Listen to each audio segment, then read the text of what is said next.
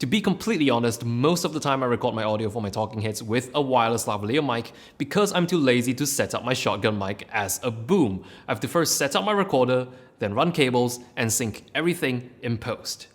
So now, my new solution to that problem is the Rodelink Wireless Newsshooter Kit. With this, not only does that whole setup become wireless, I can even send the audio straight into my camera's 3.5mm mic input jack, so if this is a setup you have to run quite frequently, the Newsshooter Kit can actually save you a lot of time. Now the Newsshooter Kit is in the same Rodelink series as the highly popular Filmmaker kit, which I have here, but compared to this, the Newsshooter Kit is a bit more elaborate. The Filmmaker kit was more plug and play, but the Newsshooter Kit actually offers the users quite a bit more customization. The two kits actually share the exact same receiver, so all the magic is actually in the Newsshooter Kit's TX XLR transmitter. And that is pretty much what it is. It's an audio transmitter with an XLR input. You can even purchase just the transmitter from the Newsshooter Kit, the TX XLR, as a standalone product and pair it to an existing Filmmaker kit's receiver and it will work just fine. But unlike the Filmmaker kit, which comes with a lavalier mic, the basic Newsshooter kit doesn't come with any mics because it's designed to be used with bigger mics that output via XLR. And the transmitter is able to provide 48 volts of phantom power, so yes, you can use this with condenser mics. But that's not all. Even though the Newsshooter Kit was designed to be used with bigger mics, the transmitter still has a 3.5mm input jack, and it is also a locking jack that supplies plug-in power. So you can still use the TX XLR as a conventional body pack transmitter for use with a lavalier mic. It just doesn't ship with the lavalier mic, so you have to get your own. But what about the belt clip? The unit itself doesn't have one, but the protective sleeve it ships with does. So you just have to put it into the sleeve and there you have your belt clip. I really appreciate how smart Rode has designed this product because it essentially makes this kit everything you'll ever need for wireless audio. So let me walk you through the build of the Newsshooter Kit, starting with the receiver. The whole unit is made from plastic with concealed antennas, so there's no antennas sticking out of the unit. On the bottom there is a belt clip and removable 360-degree hot shoe mount.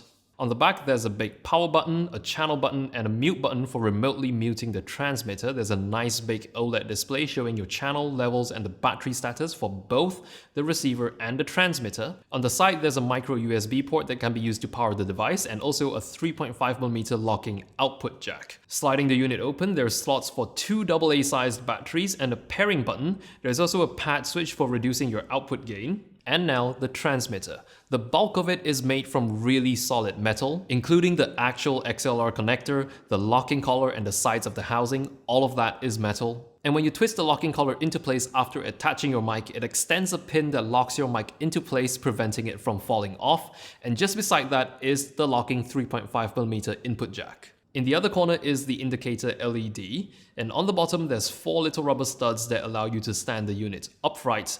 There is also a little tab that releases the battery cradle. In front of the unit, sliding down the plastic cover reveals 3 navigation buttons, with the middle one also doubling as the power button, and above that is a nicely detailed OLED display showing you your settings. Closing the front cover also blacks out the screen, conserving power and also making it less distracting when you're using the unit on camera. There's also a micro USB here on the side that again can be used to power the unit. And there is also a headphone jack for monitoring the input.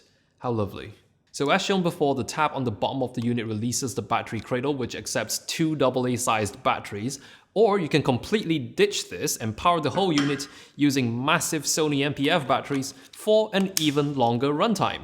Again, props to Rode Microphones for thinking this up. So now there's 3 methods you can power this kit, either through USB, AA batteries, or Sony MPF batteries. Maybe not as big as this one, but you get the idea. So now let's go back to the menu display for a moment. On the left of the menu, there is a big number showing what channel you're operating on, which is one of 8 possible channels.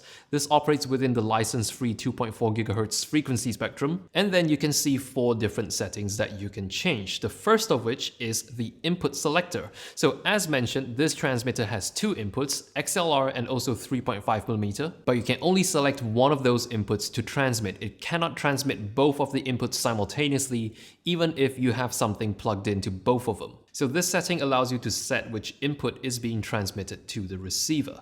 Next to that is the phantom power toggle. It's either on or off, so if you're using a dynamic microphone, you probably don't need that, but if you're using a condenser microphone, you're going to need that phantom power. Moving on, we have the gain selector, which you can use to boost your input gain up to 40 decibels in 10 decibel increments if you are using the XLR input, but only up to 20 decibels for the TRS input.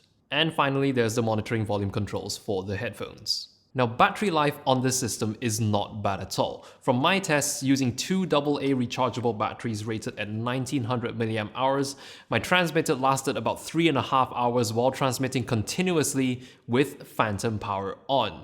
But if you're not using phantom power or you're using batteries the size of this one, then you can expect a much longer runtime. Now, I'm not exactly a news shooter, I don't report news live on camera, so application-wise, I'm going to be looking at this kit from a filmmaker's perspective. I see this kit as the perfect utility for setting up a wireless boom either from a mic stand or from a boom pole. The setup is so much cleaner and more convenient when you don't have to run painfully long audio cables. And of course, you can also use it for its original intended purpose, using it as a wireless handheld interview mic going straight into the camera for either news or documentaries. But because the transmitter takes XLR in and the receiver outputs 3.5mm, that means you can use the Newsshooter Kit to run mics that use an XLR connector directly into cameras that do not necessarily have XLR input jacks like mirrorless cameras and DSLRs. Otherwise, you would have to use an external amplifier or recorder if you say wanted to use a professional shotgun mic with your DSLR. Now this kit retails for $500, which isn't cheap, but it's actually quite a steal compared to what some other brands are offering. An equivalent kit to this from Sennheiser, which is their Evolution Wireless 500 series kit, would cost you around $900. Meanwhile, the XLR transmitter on their entry-level kit, the 100 series, doesn't even offer phantom power, so you can't even use it with condenser microphones. So Rode offering this level of functionality with this kit at this price point does actually make this a pretty worthy investment to consider. So that sums up my thoughts on the Rodelink Wireless Newsshooter Kit. If you enjoyed the video, do consider subscribing and hitting that bell icon for more videos just like this, and I'll see you in the next video. But until then, here's another video of mine YouTube thinks you should watch, or if you don't like a computer telling you what to watch, here's one of my latest videos.